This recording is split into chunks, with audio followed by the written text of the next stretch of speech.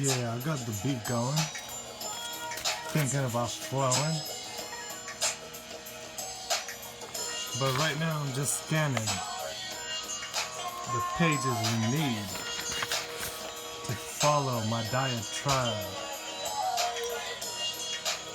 My book read. That's the last name. That's even a part of a plant, I believe. A reed. Similar to the weed that we blaze away. Right now I got nothing rolled but tobacco, so I might have to take a break early. But anyway, let me get back to the read.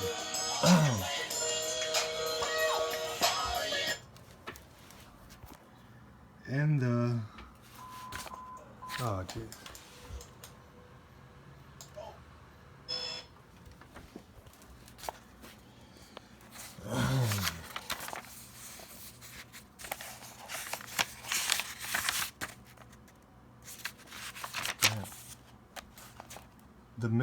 In the mid 1960s, the cost of producing services began to spiral upward as the economy sought to satisfy the rising social demands of a generally prosperous consuming public.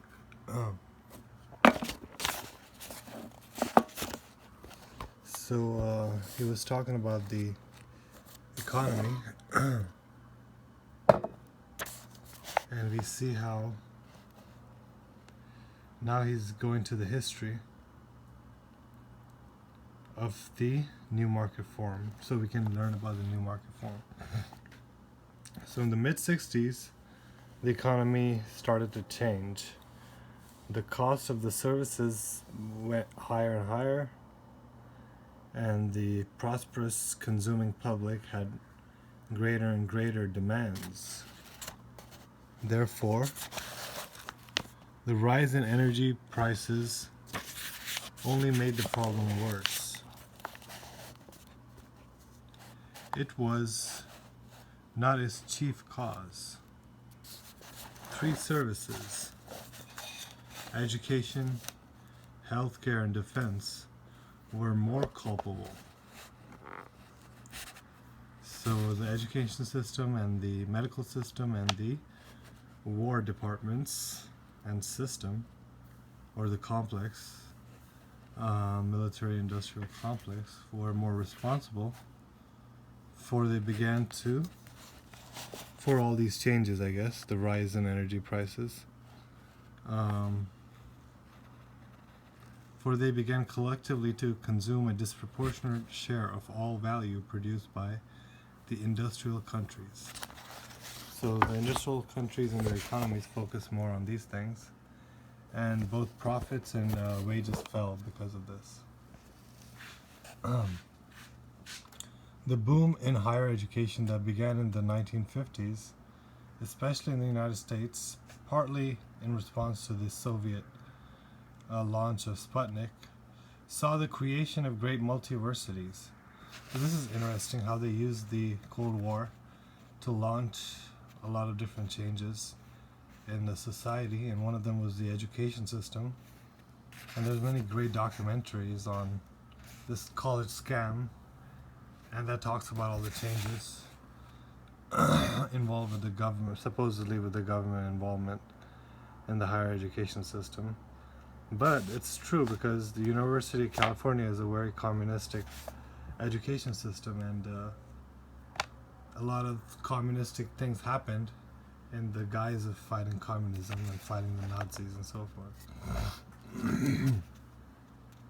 So the boom, the vastly escalated budgets happened because of the boom. And then in the 60s, the birth of Medicare confirmed the right to health care for all, and would come to exert enormous strain on the federal budget. Now Ron Paul talks a lot about this too, the colleges and the healthcare system.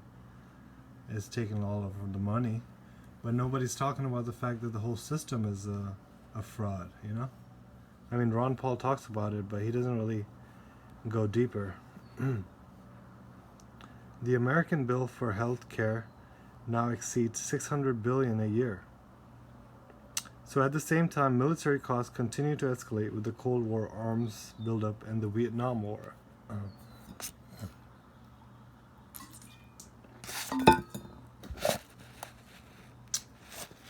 So in the absence of liquidity to maintain their purchasing power, the American consumer turned to Visa and MasterCard. So the credit cards came in because of the fact of the system, the economic system, being in a downward spiral, you know? Which is, like he said earlier, the norm.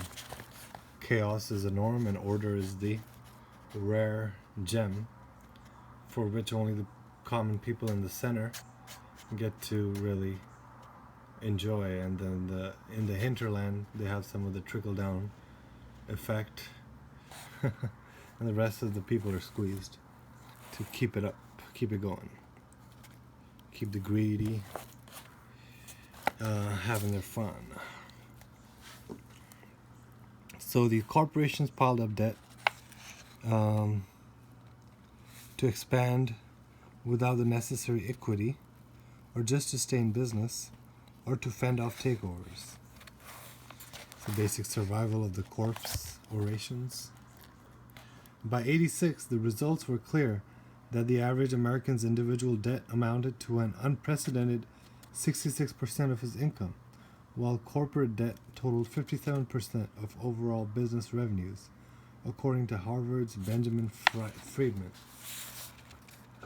So yeah, that's true. The debt society.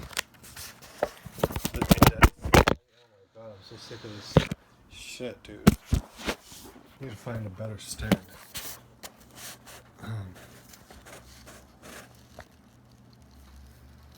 So the growing awareness that such debt, which also plagues Japan and Europe, could not possibly be paid, prompted the financial chaos of the 1980s in the world's principal money markets.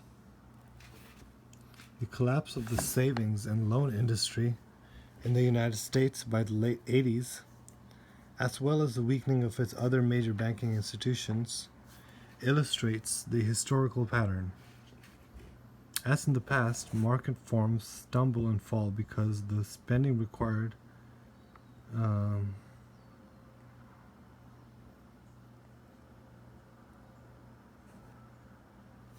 to maintain world preeminence costs more than the total wealth that can be generated. Growth in provision of services, which the privileged denizens of the center come to expect and even to demand, like those provided by doctors and teachers in the most rapidly growing health and education sectors.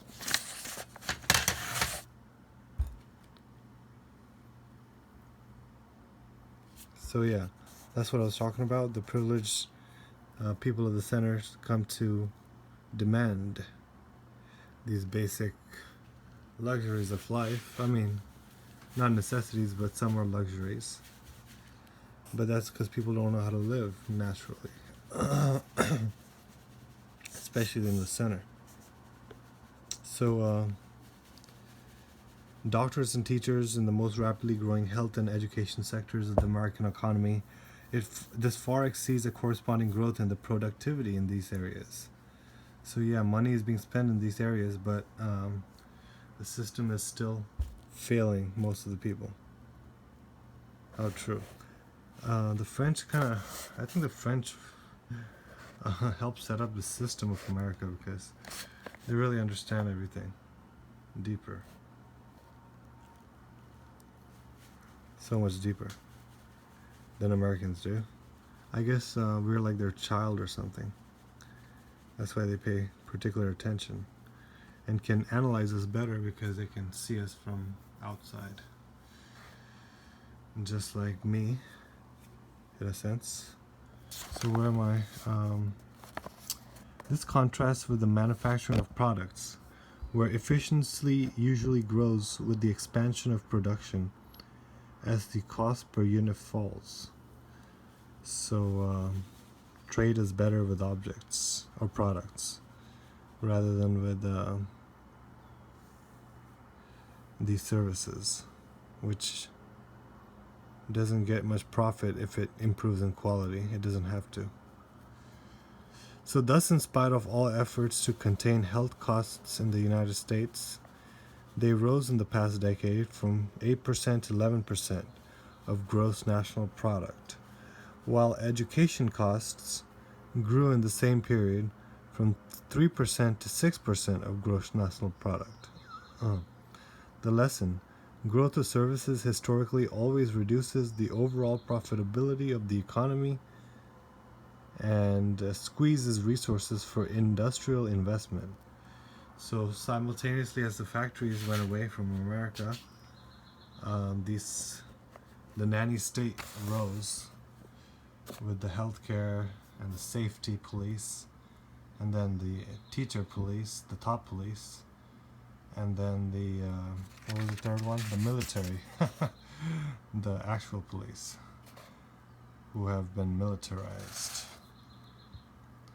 The usual response of rich societies to declining profits is to push consumers into ever greater debt so that they can afford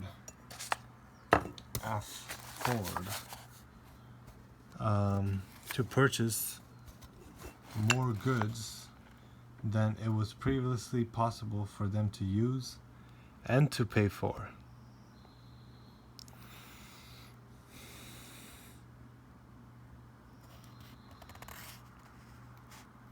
So yeah, this is a common thing in rich societies, that consumers are pushed into greater debt to afford more goods. But I don't think it's like a societal rule. It's just I would explain it with psychology. The narcissists become even more greedier and greedier. So with the aid of advertising, especially through the medium of television, they live. That's some great expose of the advertisement industry. All kinds of previously unimaginable dreams and desires were awakened because of TV, and the ads. And I hate the YouTube ads. Hopefully you guys don't have to see any ads before watching these videos, because I've disabled all ads on it. Now every car had to have a stereo in it. Every household had to have a video cassette recorder. Every tape player had to be replaced by a compact disc player. Every yuppie, a status category itself defined by the reigning ethos of consumption, had to have a $40,000 BMW. Everyone lived for today without any thought of tomorrow. Buy now, pay later was the slogan of the hour. Savings plummeted. That's the American dream that he's making fun of right here. And this was like common in the 90s, this dream. Now it's pretty much been shattered. But the people and their religion of liberal pluralism, as he said, or what was it? Capitalism, liberal capitalism or whatever, consumerism. Atheistic consumerism, That's basically what he's been criticizing. But unfortunately, that's the culture of the New World Order. So let's keep going. The growth of consumer debt, in turn, deepened the crisis by generating and sustaining the further growth of services to manage debt and handle the information on which credit is based. So there's all kinds of people getting their livelihoods just handling paperwork, This bureaucratic society that was mocked very beautifully in the Brazil movie. So yeah, all these movement of paper and debt and so forth creates more jobs of parasites who basically grow the Leviathan and grow this downward spiral to further the snake eating its own tail and eating more and more of his body, I guess. But anyway, banks of all kinds proliferated, as did consumer finance companies. Isn't that reminiscent of the 2008 economic crash? More and more people found work in the service sector. The number of jobs grew, but the health of the economy worsened. Right? That's what I was just saying. The structural crisis was aggravated and its resolution postponed. For economic history teaches that only through transforming services into products that can be mass-produced in industrial fashion will profits be generated and sustained. Right? So these are basic economic rules that you have to produce goods in order to grow the supply of currency in your economy. Otherwise, it's going to be a dry famine, drought. Well, hopefully these rains are bringing money to California, but I guess the coronavirus is going to put an end to that. For example, consider the greatest innovation of marine technology of the 16th and 17th centuries. The flyboat and innovation. I think I gotta take a break. Damn. Already 20 minutes almost.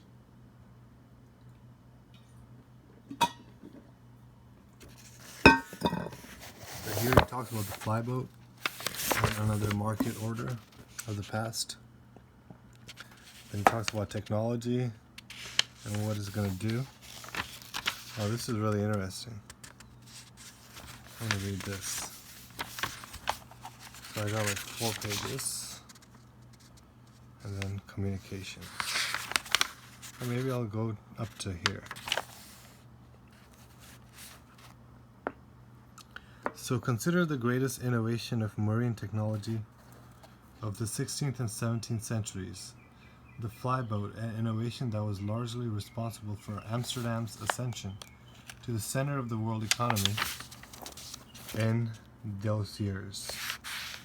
First developed around 1590, and that's true if you remember, we've studied Indian history, so we know about the Portuguese and the Spanish and the Italians and the Dutch and the British finally, and the French, who tried to take over first the trade, the global trade between India and the world, and then they try to take over the actual subcontinent for this new world order agenda, which is still ongoing. We're still enslaved because we're still, just like Americans and Britishers, we're still in lockdown, staying at home like prisoners because of a flu, a strange flu that was released in a lab and made to kill a lot of people, but thankfully it hasn't killed that many people. Not because of government, but just because of the fact that they're not as good as they think they are, maybe. Or things don't always work accidentally. They have to be done in such a global scale with planning. And I guess the plan isn't to kill us all right away. So anyway, first developed around 1590, the flyboat was cheaper to construct than previous ships of similar purpose. According to Haley's authoritative The Dutch in the 17th century, the Dutch were able to accomplish this feat because of relatively large-scale and standardized production with the aid of labor-saving machinery, cranes for handling heavy timber, and most important, wind-driven sawmills. So the flyboat needed blah blah blah blah, right? It needed a smaller crew and was more economic to run. That's the basic invention that he's talking about. That saved or saved the day for that country and made them the next superpower, economically at least. A Dutch ship of 100 tons might therefore need only 10 men, while an English ship of the same size might carry as many as 30. So that's why the English were the boots on the ground, harassing the brownies and the darkies, and the Dutch were running all the trades and making all the big money, and not losing that big livestock of the people, soldiers and so forth. So if it is true, in addition, that wages were lower and provisioning cheaper, the combined effect was to allow the Dutch to offer freight rates a third to a half lower than those of their English competitors in the 17th century. History is packed with similar examples. Economic renewal occurs only with the introduction and mass application of new technologies capable of reducing the cost of social demand through substituting products for services. So I don't really believe all his theories and assumptions, but he's trying to say that economy has to be strong in order for the country to be strong, and that's pretty common sense. So all it is that there's a lot of trickery going on with this whole economic system, and it's hard to understand for the layperson. So I don't trust all these assertions. I would prefer a more simpler lifestyle and living and system. But this is the Jezebel and Ahab corporatocracy and priesthood, oligarchy. So these things are expected. The technology that will permit the ninth market form to emerge is the microchip. It has already paved the way for the industrialization of services in a vast array of areas, from the automated teller to medical diagnostics. The microchip is a tiny square of silicon on which millions of bits of information, accessible at the speed of light, are placed. Today, up to 16 million characters can be embedded on one chip. By the end of the century, it will accommodate 1 billion. So-called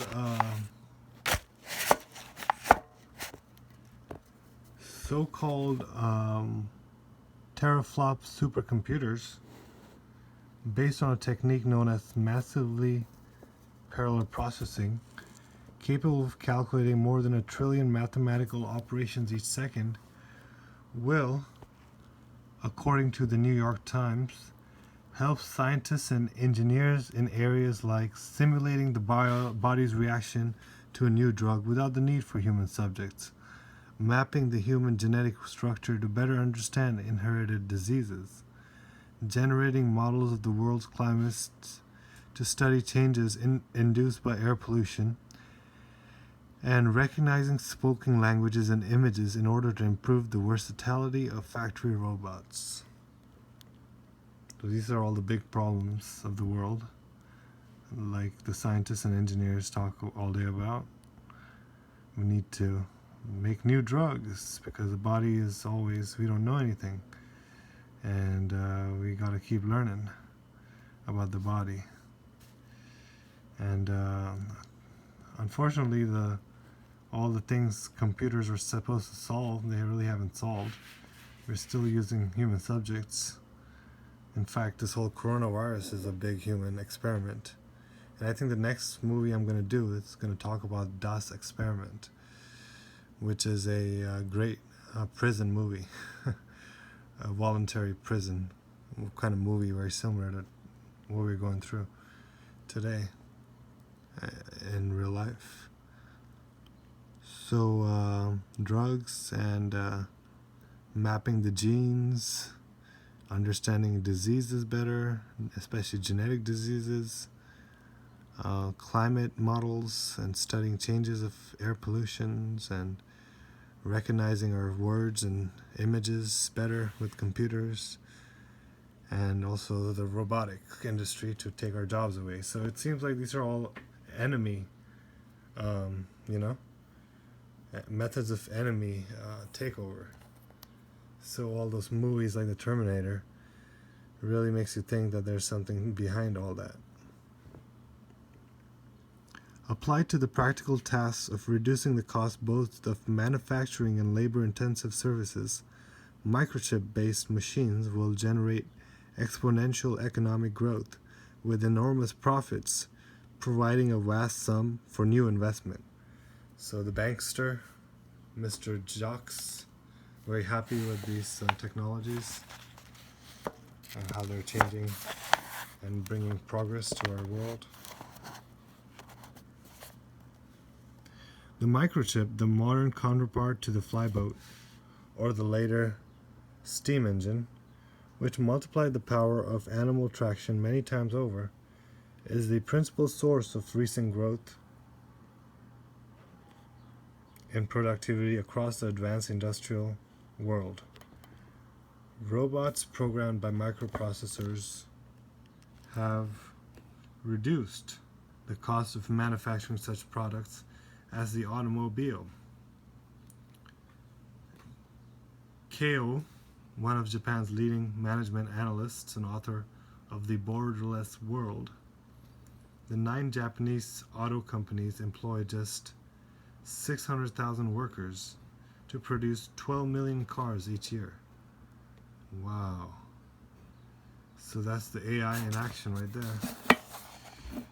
Yeah, less Asian bellies being fed thanks to robotics, and turned us all into herbivore men.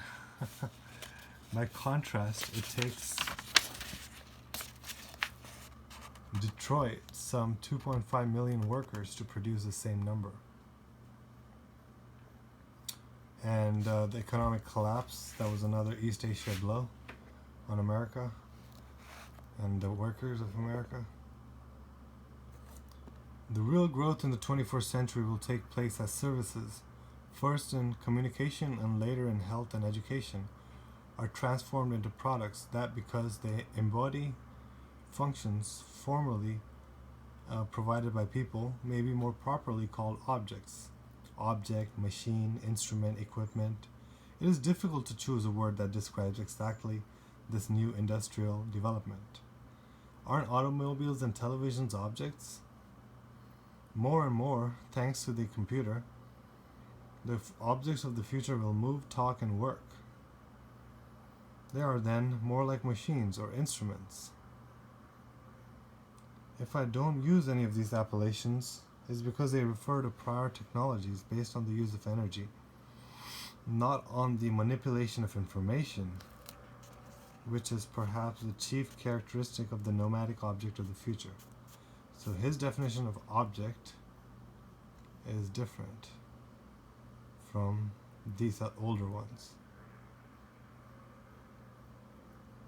More generically, the word object corresponds better to the nature of those things that remain, above all, products, no matter what their intended use is.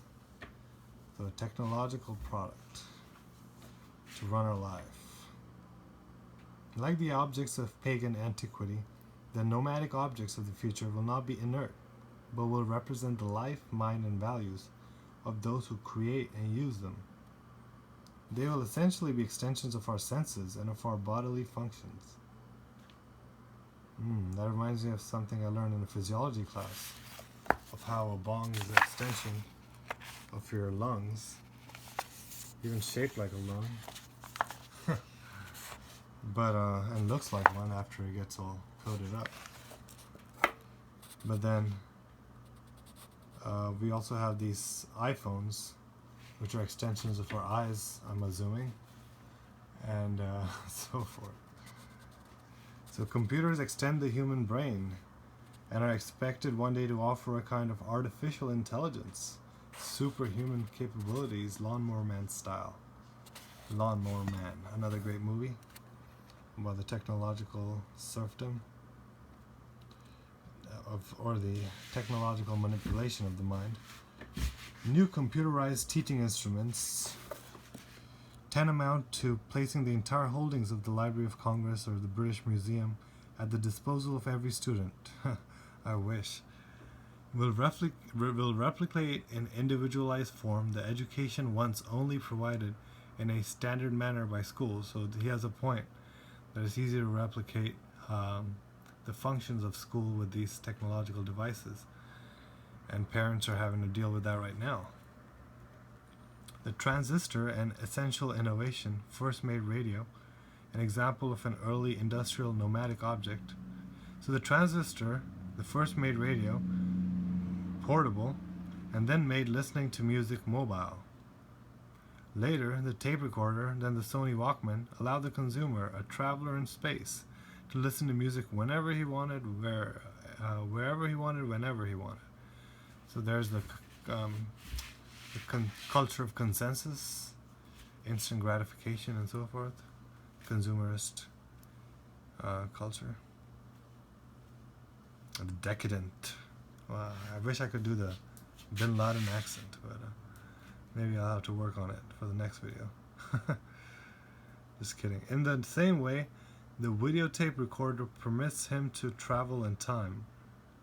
Alright, so the videotape recorder allows him to travel now in time, not just travel in space with music. Programmed by a quartz clock, another major innovation, the videotape recorder stores images that can be viewed at a later time. So the iPhone has it all, huh?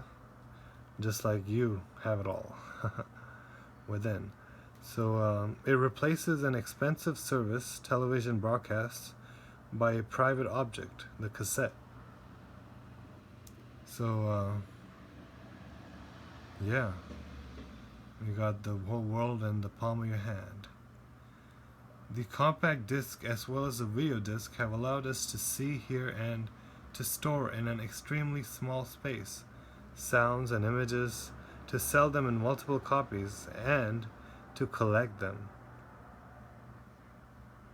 The best part of it all, huh? For the banksters. Finally, and the adsters, and the mad adsters, the mad adders. Finally, the communication of images, of forms, and of sounds is even more developed with synthesizers, multiple screen televisions, and scanners. Wow. The communication of images, of forms, and sounds is even more developed. I mean, when we were kids, we were developing music of our own and scenes of our own. More, I never got into the whole video editing, which is why I kind of suck at this. More recently, the personal computer, a miniature hold on. And I'm not a freaking radio host.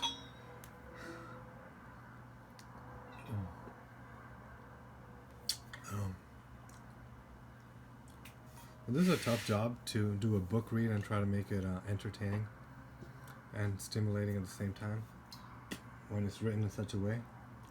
To do the opposite, it seems. Although he did give us a break by making it so easy to read and so short. Which means you have to be extra careful while analyzing it. Yep. Break up a nug, put it up in the bowl. I got another one to grind it, yo. Gotta be functional, cause my throat is irritable, like my bowel when I used to smoke half an hour every 3 days, it seems. At least a gram a day. But that shit is expensive in CA. They really tax your ass like a shackled up rat, forced to run in the treadmill while you're being poisoned for early kill. No retirement coming to thee. So what's the use of saving money while the looters are out there taking every cent, taking your pride just because you can't pay for rent? Hold up. Where is the ghee? Mixed with coconut oil and grape seed to keep me dry herbs moistened. I wish I had other herbs, but I wouldn't like to spend time on making herbal spice supplies. I just put the tobacco with the bud, roll it up, and give it up, spread it up. Damn, I wish I had some beats on this. That would be rough. My God, man, this is a big, big chapter. Let me keep reading. So, the real growth in the 21st century will take place as services.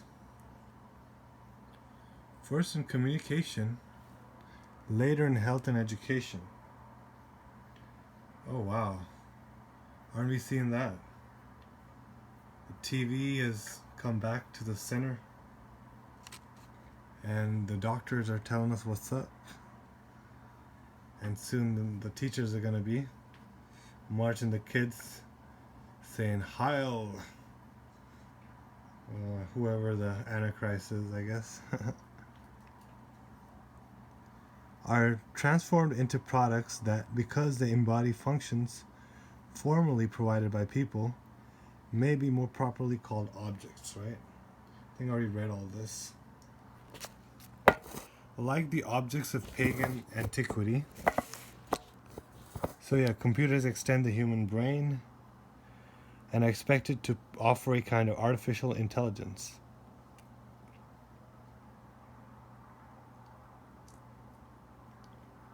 New computerized teaching instruments. So yeah. More recently, the personal computer, a miniaturization of machines providing business computing, has replaced innumerable services previously performed for private persons by private persons. Secretaries, researchers, accountants, all the jobs I would have loved, or at least all the jobs my education trained me well for, have become extinct because of this personal computer. It's taking the person out of the person. Anyway, it's taking the person out of the, and well, I don't know. I always say that the time is such that humans are becoming more like machines and machines are becoming more like humans. But that was old. Now I have to invent some new freaking catchphrases to explain what's going on.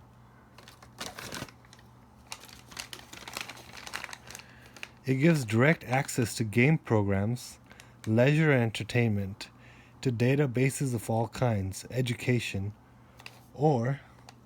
So yeah, these personal computer gives access to game programs, which is leisure and entertainment, and to databases of all kinds, which is education, or to exercise programs, which is healthcare. So everything is taken care of. Just stay home and get on your gadgets for the AI overlords who don't need you for work anymore. So just chill. They got it. They got it, yo. They got it. Forgot the name of the fucking doomsday computer in the Terminator movie, but that would have been funny to add to my little talk. But it would have been instructional, at least, or culturally relevant.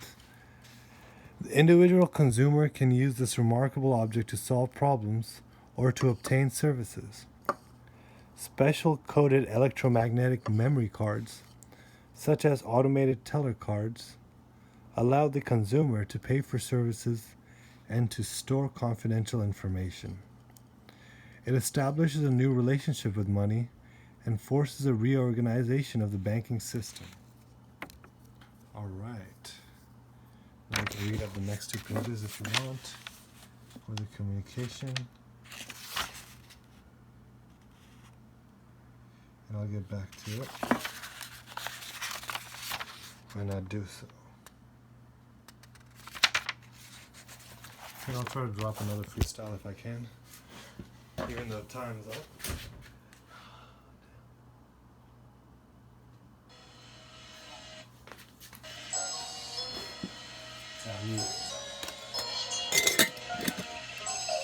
It's a new millennium. What it do? This is traveling man, going through the world and time, seeing what's wrong, what is right. Cause these media moguls will spin you out of sight with their Saudi Arabian mirage. Time to go to Caesar's palace. But they might tell you to wear a mask. Wonder if it's still allowed to smoke. Of course you can't smoke the grass inside, but the tobacco would be nice. Cause out here in California, they're ready to snatch your pipe. And you know they smoke it and choke it. They throw their glares at you, trying to scare you.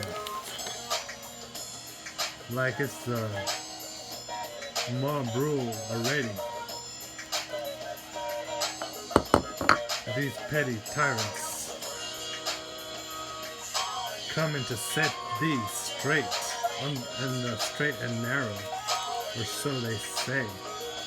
Never read a passage of the Bible, it seems. Or they want to read the Old Testament and learn how to train their sheep better. So I don't bow down to no pastor or put no marks on my forehead unless I put it myself with the holy ash or the blood or the whatever, man, or the dirt. Yeah, I saw the dog bathing with dirt and I was like, damn, what a smart G. Cause that shit is porous, you see? Absorbent. I be bathing with the water from Mount Baldy. Make me feel cool, make me feel clean. I got the clean green. A joint in the bathtub. Just like the movie Brazil, that androgynous chick. Yeah, that's the new Millennium Kid. Later.